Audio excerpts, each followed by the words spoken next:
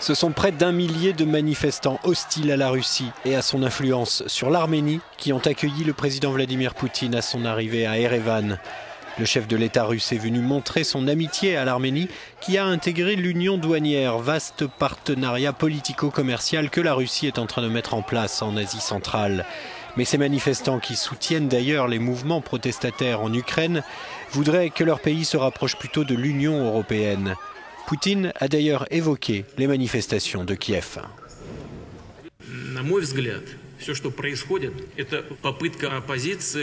Selon moi, a-t-il déclaré, il s'agit d'une tentative de l'opposition d'ébranler les autorités, et j'insiste là-dessus, légitimes du pays.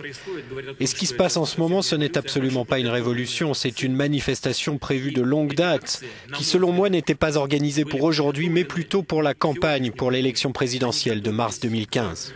Президентской выборной кампании марта, во всяком случае, весны 2015 года. La décision de l'Arménie de rejoindre l'union douanière russe a été annoncée en septembre, entraînant du même coup l'arrêt du processus de rapprochement avec l'Union européenne. Et comme pour le remercier, Vladimir Poutine a promis à son homologue arménien de lui vendre du gaz à un prix très inférieur à celui en général demandé par Moscou.